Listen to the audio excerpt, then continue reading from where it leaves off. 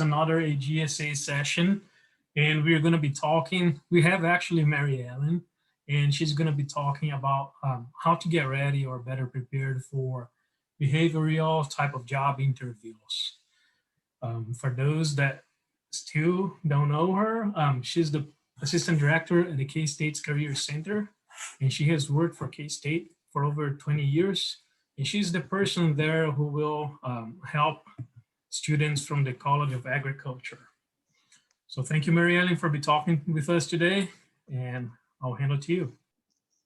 Great, thank you. It's wonderful to be here and talk with all of you, and hopefully this will be helpful.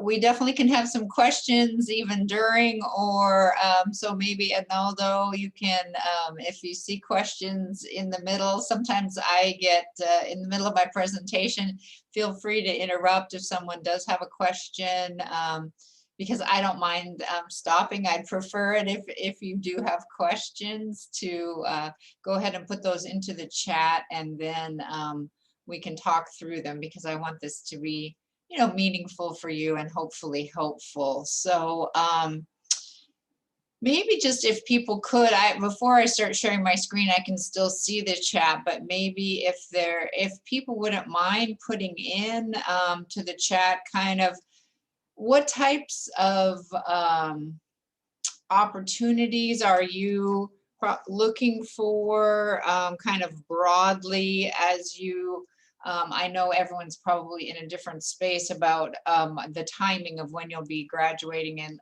looking for full-time opportunities, but if people could kind of put in what types of things, that can kind of give me a little bit of an idea of what it is that you all are interested in. So if you don't mind doing that real quick, that would be helpful for me.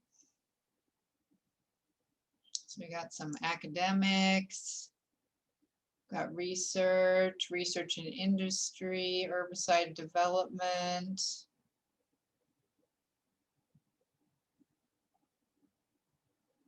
Anyone else want to put some things? Some academics in research and extension, great. Academics, some flexibility, kind of academics or industry. That's great. Industry, okay. Wonderful. So we kind of have a range of interests across the board. So I appreciate you taking time to do that. Let me share my screen here and we'll get started.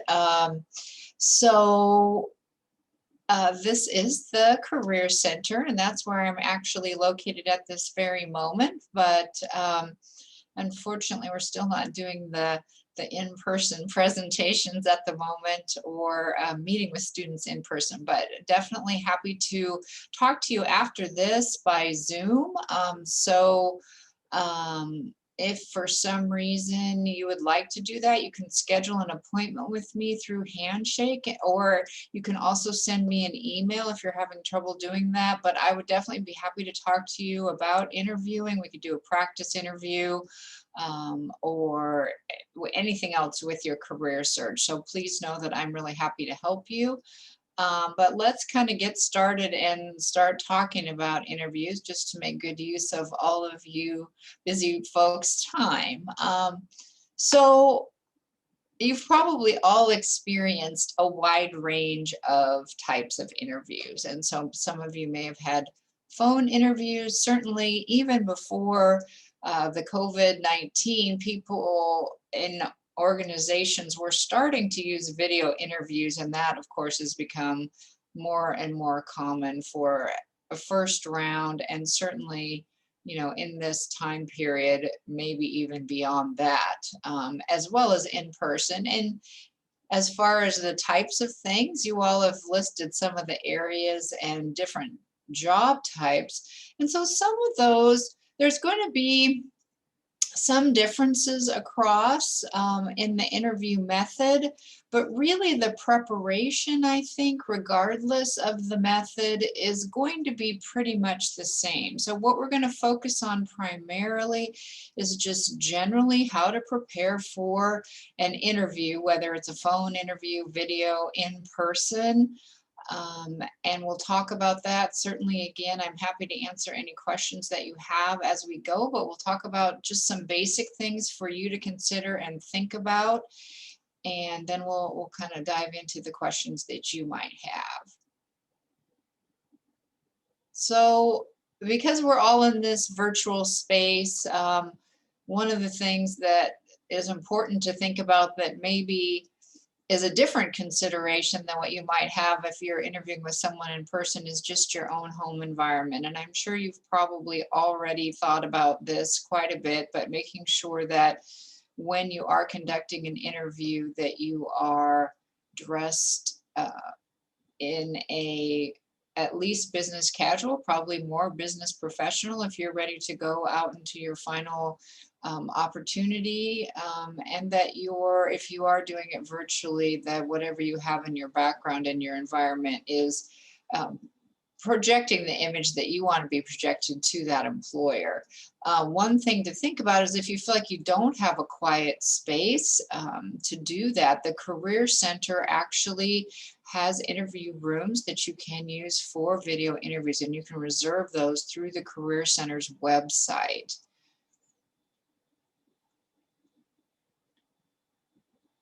Some other things that to think about in preparation, in addition to making an appointment, if for some reason you'd like to practice with kind of an online platform, we have this tool called Big Interview, and it's basically a platform that someone will come on, it's not a live person, but it's someone recorded saying a question like, tell me about yourself, and then you record your response to that, and you get to watch it back and kind of see how you did in that interview. It gives you a chance to be able to self-evaluate, but there's a lot of things that can be gained from that. You can see your facial expression, you can see what the tone of your voice is, you can do some of those things like checking what your background looks like to others who are viewing you by video. So this is a good tool that's available for students as well. But let's think about starting to just prepare. So we talked a little bit about preparing your environment and your workspace. And now we're going to think about the actual job itself and how are you going to prepare yourself.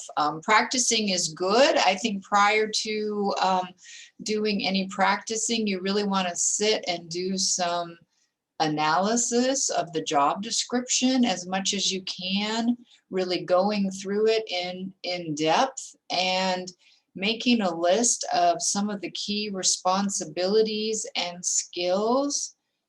And then you want to think about, okay, what are the stories that you're going to tell that give examples of these types of skills? So you really want to try to, if you can, think of multiple instances where you've used some of the skills so that you're not mining the same stories over and over again, and trying to set multiple examples, trying to be as specific as possible, and we'll look at that a little bit here in a minute.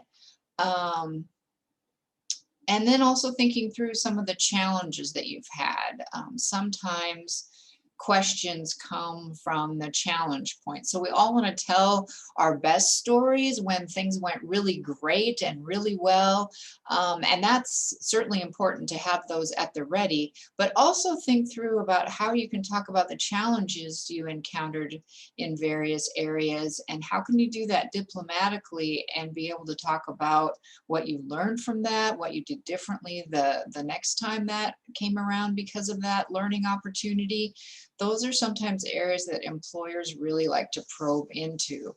So really your preparation is going to be guided a lot by the job description and what they have indicated that they feel are the important tasks, roles, responsibilities, as well as the skill sets that they're looking for. So really challenge yourself to think about that. And certainly specific questions to think about are important too, but really these stories are what are going to be at the heart of how you can effectively showcase your skills in an interview. So we'll keep going and talk about that a little more. So you've started to evaluate your job description. Another key thing to do is really think about how you can talk about yourself effectively and your basic introduction of yourself. Often a very common interview question is, tell me about yourself. And employers want to know that you are able to really summarize your experience, where you talk about your degree, what's your area of emphasis, why you're interested in the position, and then some key relevant skills. So this is really,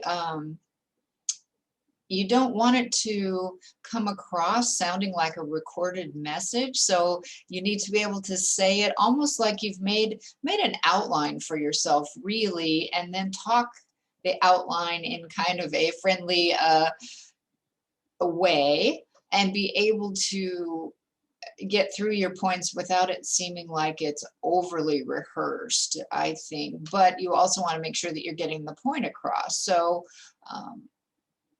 being able to, it kind of sets the tone for the interview, really, to be able to do this. So kind of focusing on these key areas of introducing yourself, letting them know what makes you interested in this, and then talking about your skills. And you kind of want to think about how to wrap it up at the end. I think sometimes when I'm working with students, I think it's hard for people to figure out, okay, how do I close this? I feel like I'm just rambling on. I don't know when to stop. So maybe this is something that you would do towards the end, is to let them know, okay, I'm wrapping this up now.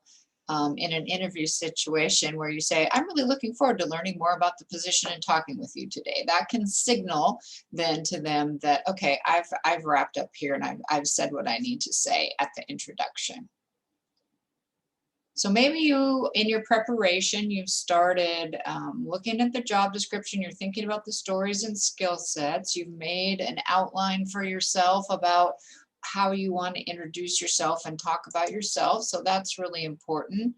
Probably the other key thing that you really want to think about is being able to talk about your research. And this is also maybe not necessarily specific, but it's going to be probably for all of you, I'm sure, are involved in research in a pretty significant way. And how can you talk about the research effectively? This is something that you almost need to have maybe a 30-second to a minute description of your research that you can talk about in a way that, depending on who your audience is, it may be that in your initial meetings that you are talking to a search committee that has people who aren't extremely technical on it, as well as technical people. So you want to be able to make sure that you can talk about your research in a way that's going to be heard by all the people on the search committee and at least understood at a pretty basic level. So you want to be able to think about how you can do that and simplify what you're going to talk about. You also, as you're preparing, want to think through the skills you've developed. And then this is kind of going back to, this is what's dovetailing then with the job description analysis. So, you started looking at the job description, then you're also, that's kind of maybe helping you to think about, okay, are there some of those skills from that job description that maybe I gained through my research? How am I going to talk about that? What are examples of some of those skills? So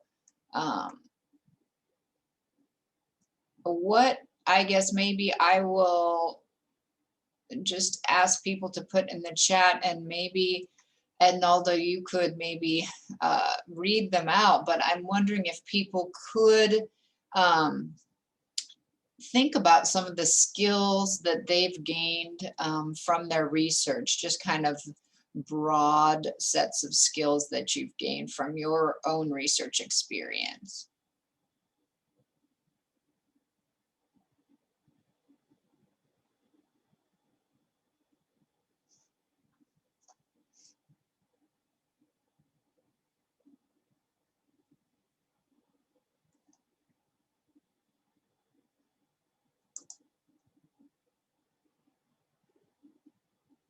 I don't know if I can see those. I don't know if you're able, are you able to say what they are, Ednaldo?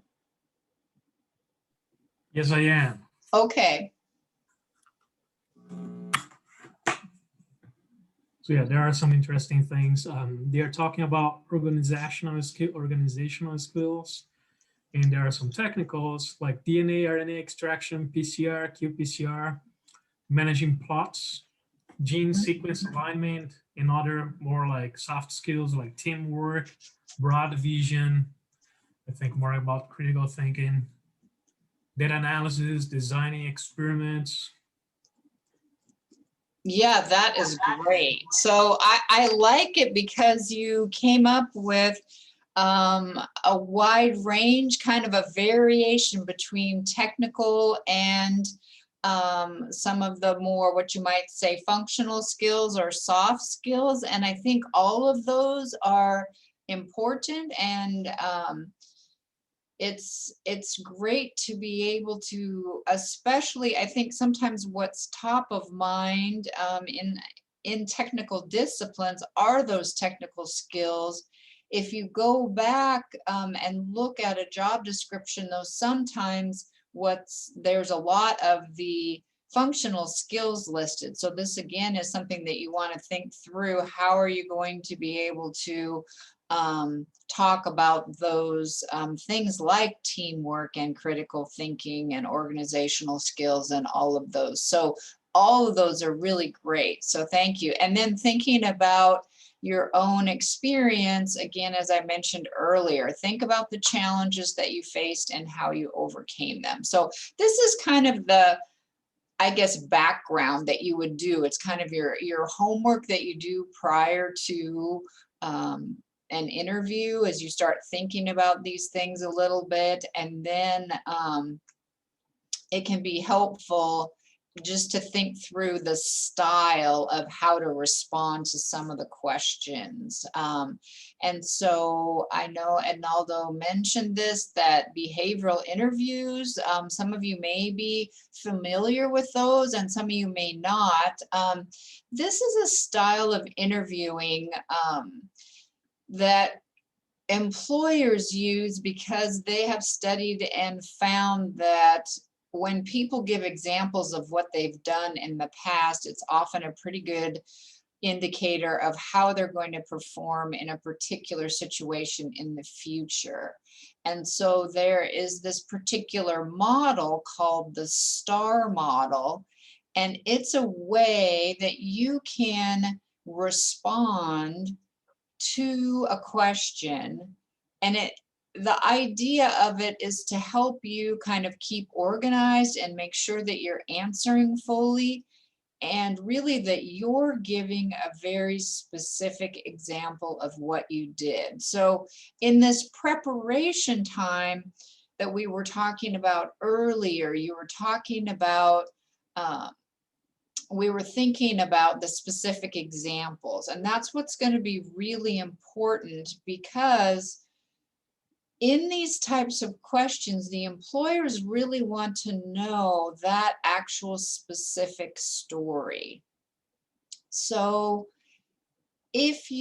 sometimes you get stuck and you have to talk about something in general, but to answer most effectively in a behavioral question, you are going to be telling the very specific story, like the one time something happened. So the way to kind of respond to these questions, and we'll look at an example here in a minute, but it's kind of in three parts. So the situation or task, you're setting up kind of the beginning of the story, what happened, or I don't know if any of you have children, but it's kind of like the once upon a time at the beginning of a story. You're setting up the beginning. But now here is the action part. You need to talk about what you did and what your role is. And this sometimes I think is challenging for people when you're working on something together as part of a collaborative effort.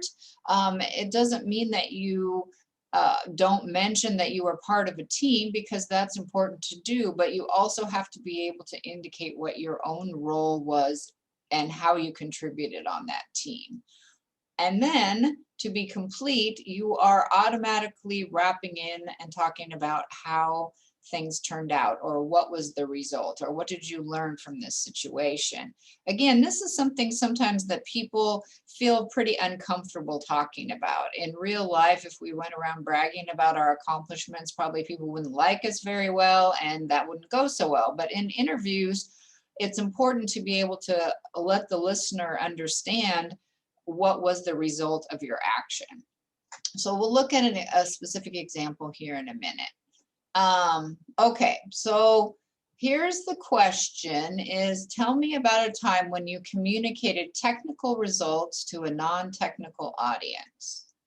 So this is the first part. We're describing the situation or task. So you're in the 3-minute thesis and you're talking about, you're setting it up.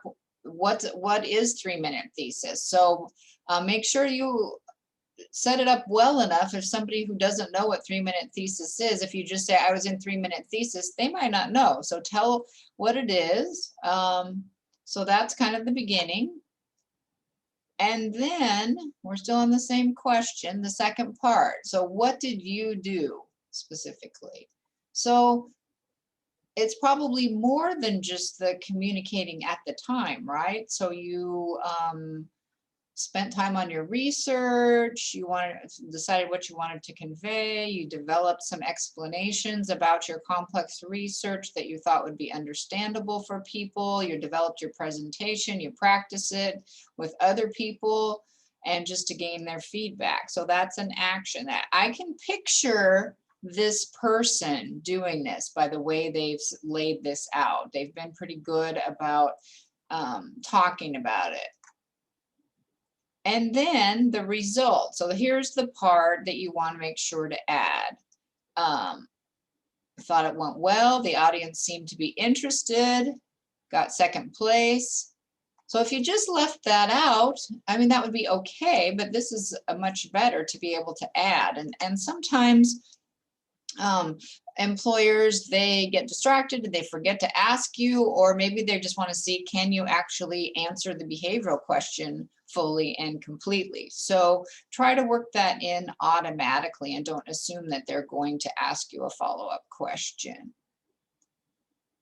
Okay, so that's just basic behavioral style. Not every interview question is a behavioral interview question, but those can be kind of the hardest if you don't understand what it is that they're asking. So anytime you have a question that starts out with, tell me about a time when, give me an example of, describe a situation when, that should be a little light bulb that goes off that says, oh, this is a behavioral question. I need to answer this complete as I can and give a specific example in the STAR method if I can.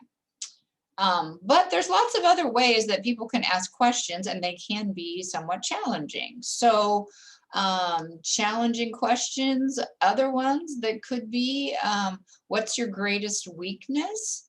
So employers, they don't want to know your greatest secret in the world. What they're really wanting to know is, what is something that you know about yourself that you're working and trying to develop and get better at. So talk through how you're making improvements to that. And so I think that can be helpful to you.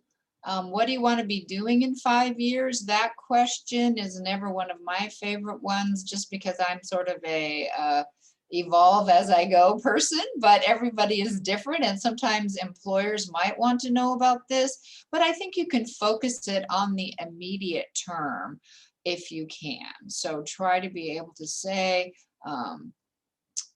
that you're learning and growing. Maybe if you view that you might become a supervisor eventually, probably you don't want to say things like, I hope to have your job or something like that.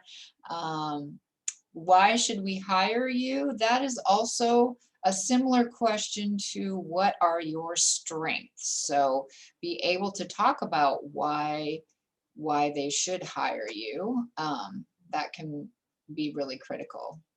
A few other little tips here, and then we'll probably get to the questions in just a second. So even if you are coming onto a Zoom interview, I think it's important to be there. You know, maybe if you're in person, you're going to get there a little bit more long in time, but you know, even 10 minutes early is probably okay for a Zoom interview. Certainly no later than 5 minutes early, I think, because people will start to wonder, oh, are they going to show up or not? And you're maybe causing stress for that person. Probably the worst thing that could happen is that you'd be sitting in the waiting room, a virtual waiting room. Even if you're, you know, just make sure that all your distractions are out of the way. You want to make sure that even though maybe you've sent things ahead of time to the employer, they may ask you again to provide those. So be prepared that you may need to send them again. Um, Questions are really, really critical to have, and well thought out questions are important. But you don't want to ask about salary. So that is something that you should be prepared to respond to. And if they ask you, but you shouldn't be bringing it up. And so there's a lot of great questions that you could answer, though. They could, or you could ask, they could be things about what their expectations are for the first however long, maybe 6 months of the role, what makes someone successful in the role. And then certainly, I'm sure many of you will have a lot of questions about the position or what the day is like there, or other things that really interest you about the research and the company, and all those things are important. It's still, even though we're in a virtual world, I think sending a thank you is really important. And given the fact that everything moves fairly quickly, sometimes things take a long time, sometimes they don't. But I used to tell people to try to write a handwritten thank you note, but I think in the essence of time, and also in this space, we don't really know if people are even physically in their offices. So I think if you can send a thank you email, that's probably the best, but it's good practice to try to do that, and really important. The Career Center has salary negotiation resources, and that's something that I'm certainly happy to talk with you about as well. And so we can do that at some point if you need to. There may come a time when you are, you know, kind of looking at multiple opportunities, and maybe you've applied with one company and you have one organization and you haven't heard back with them, but another one that you applied for has given you an offer, but really you'd like to accept the one from the other company. So what do you do about that? Don't just accept an offer and then keep interviewing, or turn away the opportunity later after you've accepted it. The industry is small and you'll burn a lot of bridges that way. So if you're not really ready to accept, we can work with you to talk about how you can have a good conversation about getting more time. And sometimes employers will allow you a little more time, and sometimes they'll kind of play hardball and they won't, and you'll have to make a decision. Do I want to take this position? And or just tell them, I'm sorry, I'm really not ready to make a decision. Go ahead and move forward as you need to, and then you might want to wait for the other opportunity to see if it comes through. That's really something that is going to vary depending on your own risk tolerance. So, but those are the main things that I have. I'm going to stop the share though, and then any questions here? Let's see. I see one in here. One question I got was maybe overstating your skills, or trying to maybe puff them up a little bit so that you can get the position and maybe sell them a little bit more than what you have. I would be careful about that. You don't want to misrepresent yourself. I think, you know, you want to do, I guess, an honest assessment of where you feel like you are with something in particular. I think if you feel like, you can say that you've had whatever amount of experience it is with a particular thing, and be truthful about that. If you feel like maybe it's not enough, what is it else that you can bring to it? If you're someone who is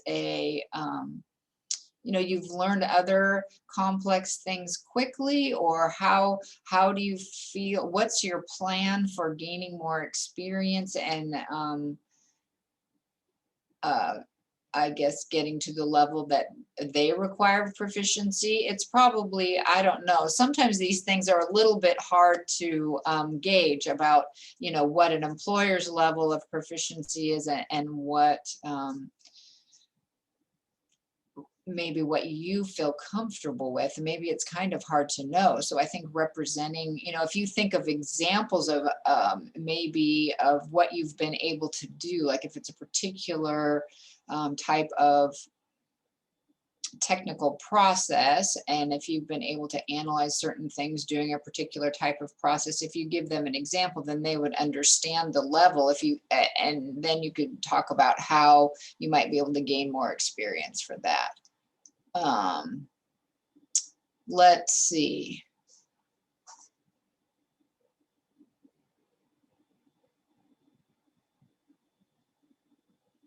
Okay, someone asked me about salary.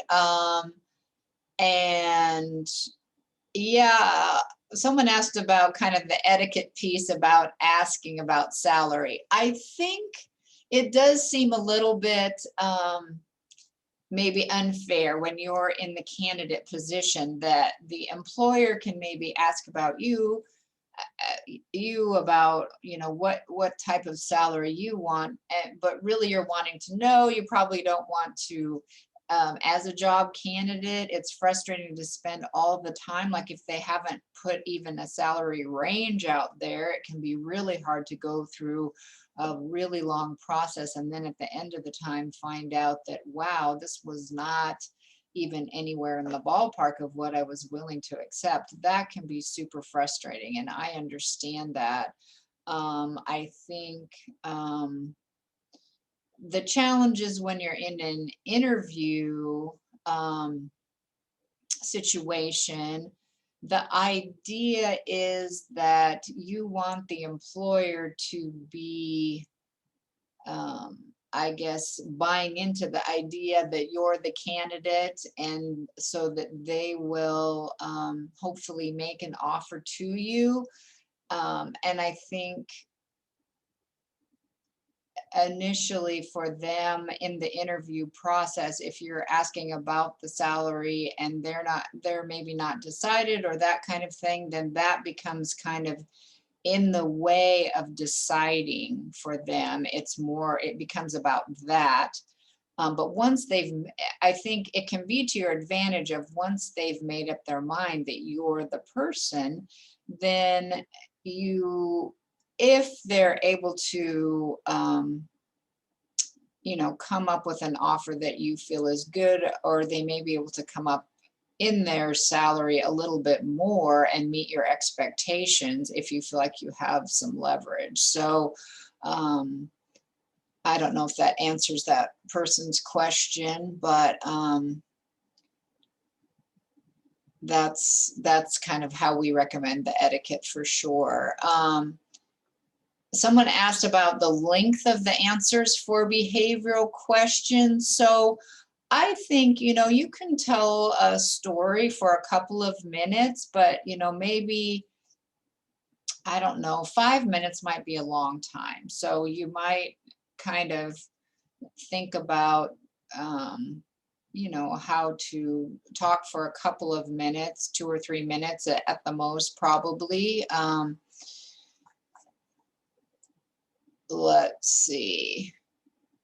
Is the behavioral portion of interviews similar across countries or across companies? I'm sorry. Well, I think some things can be the same. There might be like certain types of roles that might be similar if they are across organizations, but They're going to vary a lot, you know, depending on the position and what it is that they're trying to pull out of that. So, you know, maybe if you're going into industry and you're going to work, oh, let's say you go to Bayer Crop Sciences and you might have to work on something where you're going to have to communicate on a cross-functional team with people in marketing. Well, they might focus a lot on your ability to communicate across teams or challenges you've had with that sort of thing. So it's really going to depend a lot on the position and the role. So you really, I mean, even in academics, there's a wide variety of individuals you'll be working with. So there will be common skill sets across how they ask the question. You know, there's lots of ways to ask questions about any skill set. So that's why I think it's good to think about your stories that you want to tell about a particular skill and the examples that you have. It's good to also think about possible questions around those areas, but there's so many different ways that they can ask a question. It's hard to anticipate every possible question, but you can probably anticipate the skill. So if you know, if you get in a moment where you think, oh my gosh, I'm a little bit stuck about what I'm going to say for this, try to think about what skill are they really asking about, and maybe that will help you come up with the example that you want to talk about. Let's see.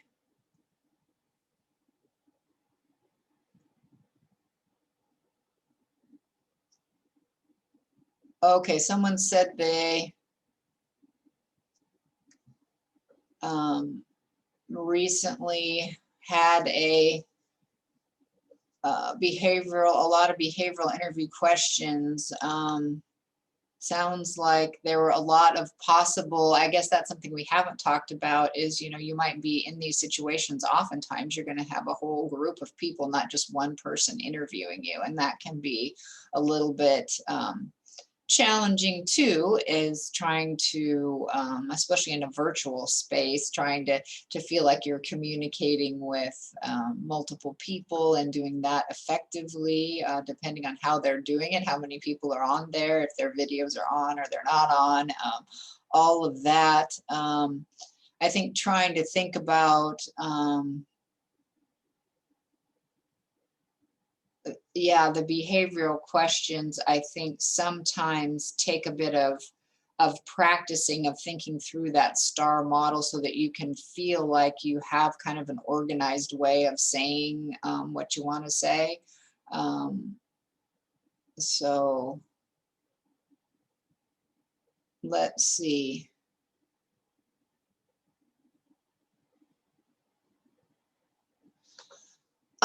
Academia, sure, yes, good question. So do they use behavioral interview questions? I think sometimes they do, and not always though. So they might have a faculty group that, you know, you might get some from if there's someone from human resources, or if there have been suggestions from human resources.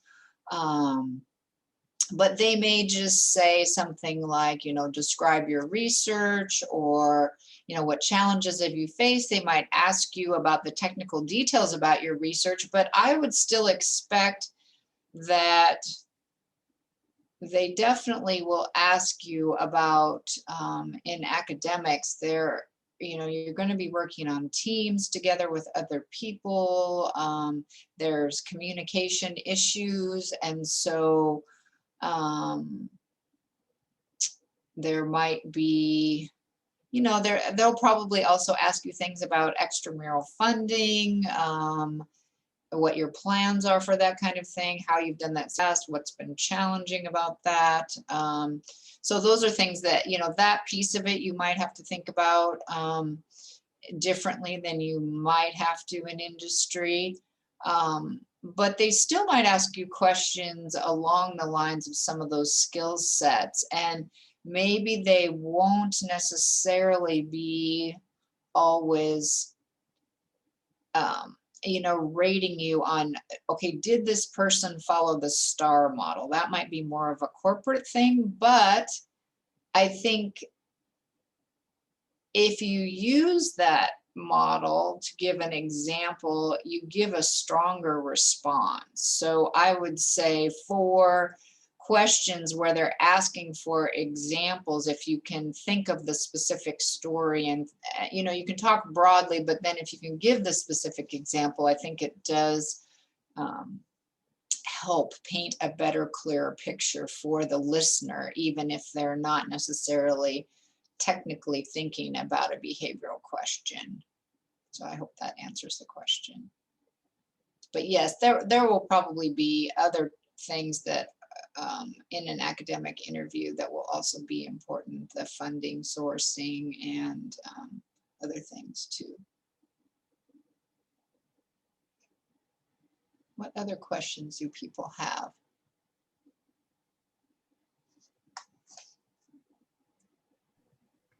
Yeah, I do have a question actually. It's about that slide with the challenging questions. Yes.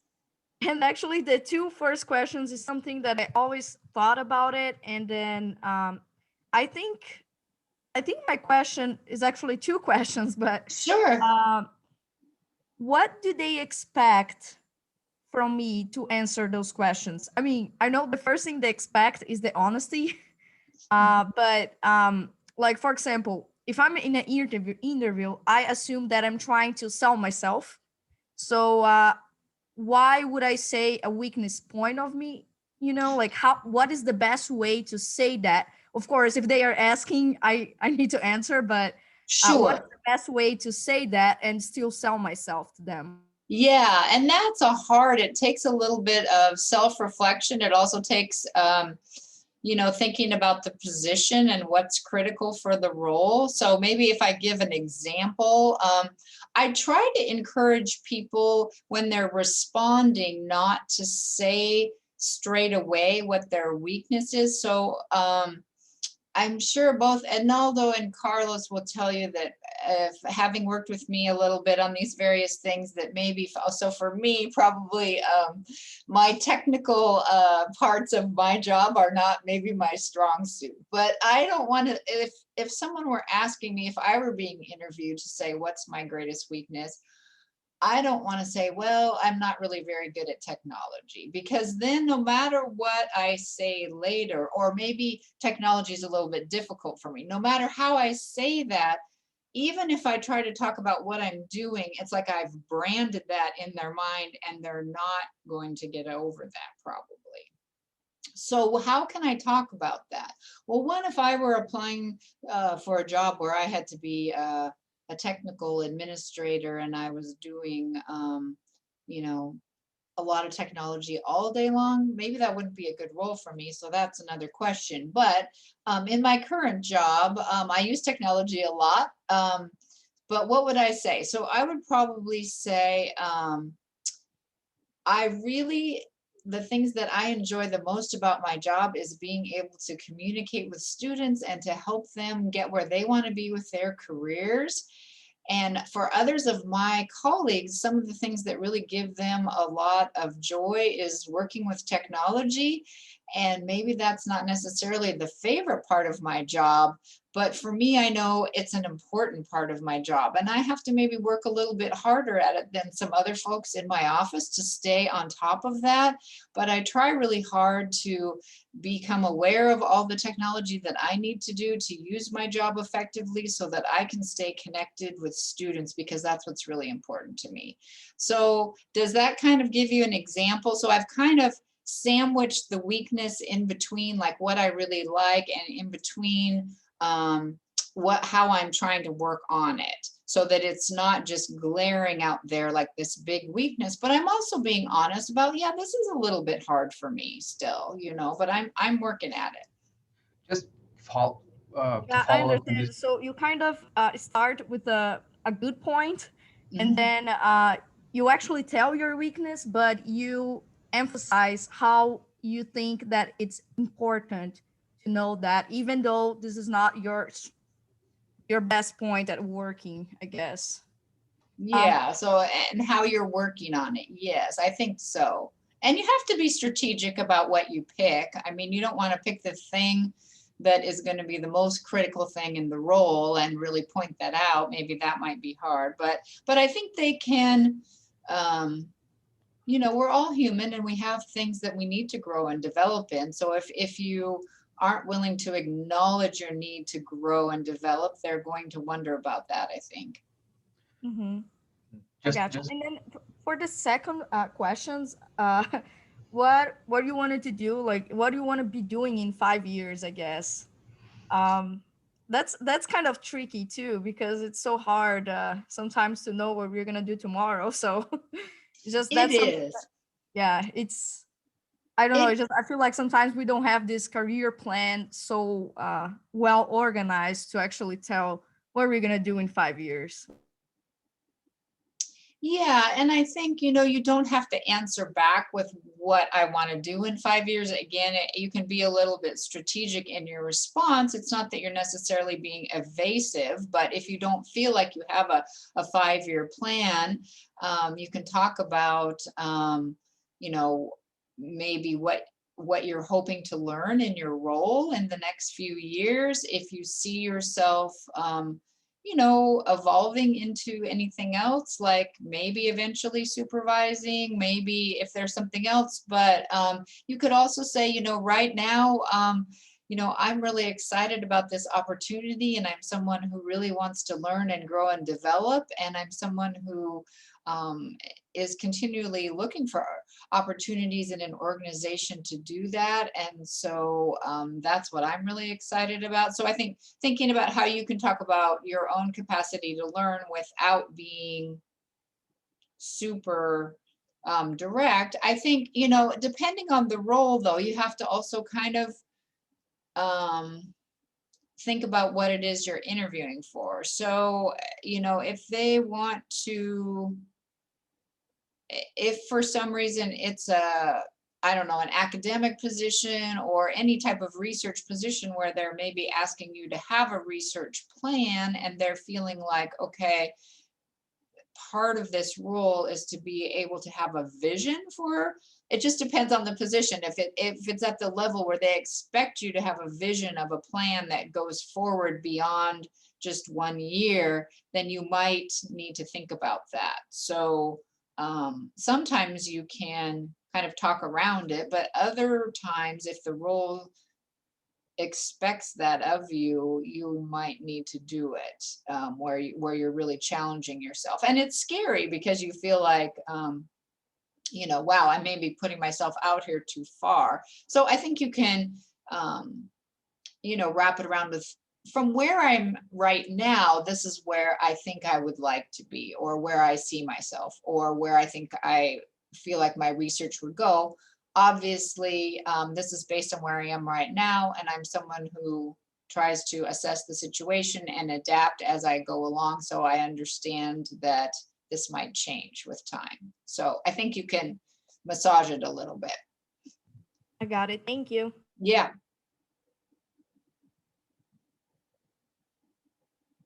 Did someone else have a question? I was thinking maybe. yeah, I was trying to follow up on Luana's question regarding our weakness. Sure. And so what about use something like I am too perfectionist? This kind of double meanings thing that might be bad, but at the same time might be good. So what about using this kind of strategy? Sure. And so, like I said earlier, I think it's okay definitely to use the idea of that as a weakness for sure. Maybe what you could think about saying is that rather than labeling yourself as a perfectionist, I mean, you could say that, but then sometimes you have to kind of dig yourself out after. So you could say, you know, you're someone that really likes to do things really well and make sure that they're done properly. So either way that you approach it, either way would be okay, but then you need to talk about, okay, if you just say perfectionist, or even if you say the way I started it, how has that then caused you a challenge, right? Because if you don't bring that part of it in, it sounds a little bit like you're just not really coming up with a real example. So you still have to kind of acknowledge the challenge point, which could be, so in the past, sometimes this has caused me to, maybe spend more time than I should on a project. So you have to be a little bit careful about this, of how you're going to do that, right? Because maybe, Yes. or maybe that it's caused me to work, maybe that's not, spending more time is not the way you want to say that if you're going into especially industry. So maybe what you want to say is that I've had to spend a lot of extra hours working because of that, but I was willing to do it because I know it's important to do everything exactly right. Or is it that you want to say,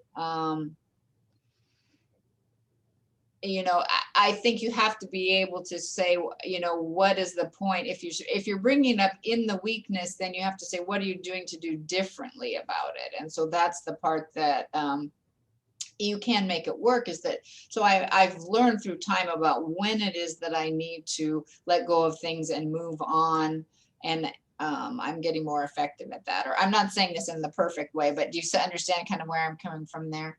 Okay, yes, for sure. Thank you. Yeah, great question. These are all really good questions. You guys are great. I guess at some point, every job interview will ask you about ethics, if you're ethic or not. Mhm. And I think most of the people here have already been challenged at some point. Mhm. And my question actually is how to better address, because they might ask, for example, when you were challenged, or they may have noticed that you have been challenged. So how is the best way to address this? You mean like an ethical challenge of some sort? Is that what you mean? Yes.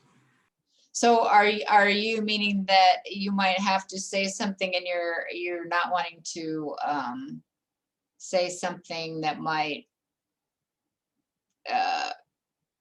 implicate someone else or something? Is that kind of the question that you're asking? Yeah, that's right. Yeah, that can be tricky. So you have to think of that, and how you want to do that. And what is your example? That's a really, really great question. And I don't know that I have the perfect answer for that for sure. I think just depending upon what the situation is, you might be able to talk about it in a way. Definitely don't ever bring up anyone's name or anything like that. And I guess if it's a situation where you feel like you can't really talk about it because it would be, damaging to someone's reputation and there's no way to talk about it, you probably, I guess, thinking about something else, a substitute of that you might have a different response. I'm thinking through maybe another scenario. I think sometimes too, it's easy to go to the things where, it's very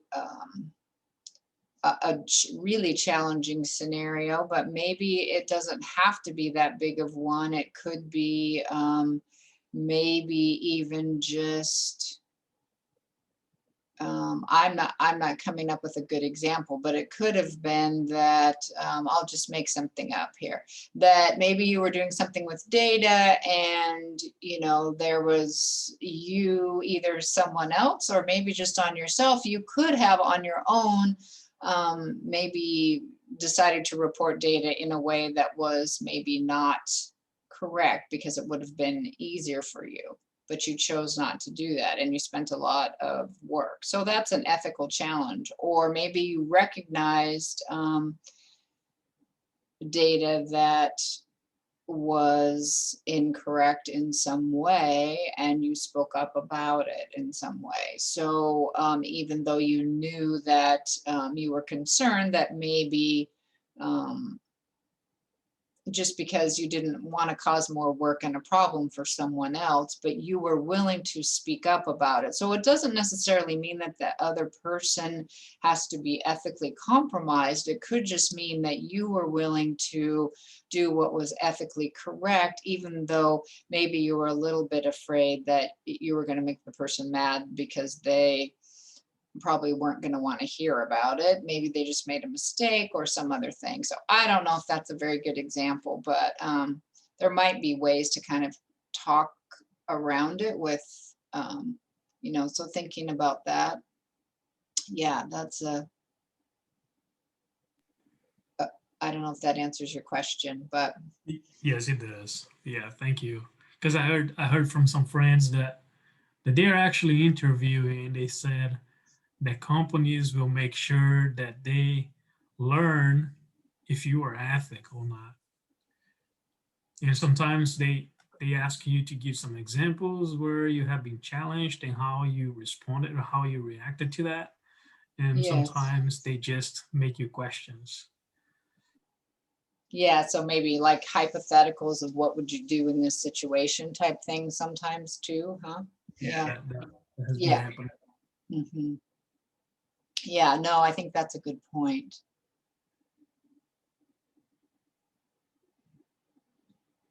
Okay, so someone said something here.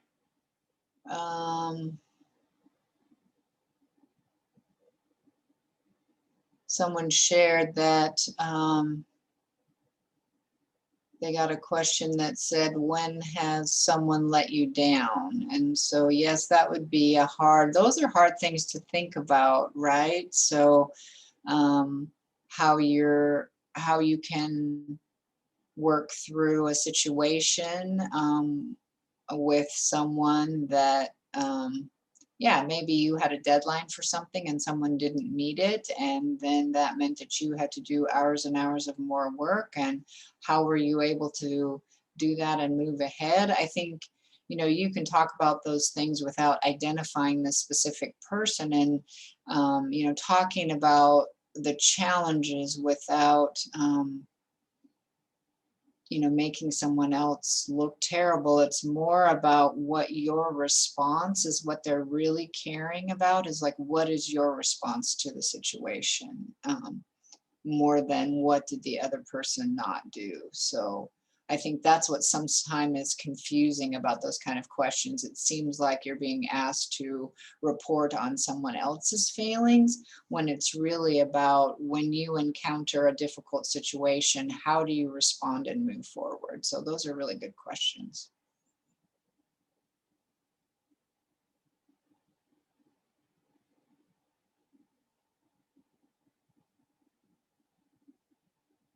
Anyone else have any questions that they wondering about?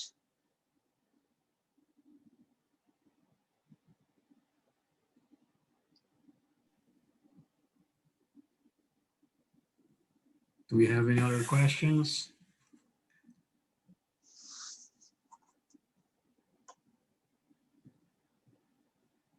Did you receive anything else in the chat, Mary Ellen? I think that's it, unless I Because look, missed somebody's. because it looks like people were sending privately to you. Yeah, yeah. So I think that's all I've got as far as I know. So I apologize if I missed anybody's. All right. If we don't have any other questions, I'd like you to join me and thank Mary Ellen today. There is the reaction option. Yeah, thank you all. And please, you know, if you have any questions or you want to do a practice or just talk through a situation or something, just get in touch with me. I'll be happy to talk to you. So good luck to all of you, and let me know if I can help you in the future. Thank you very much. All right, bye-bye.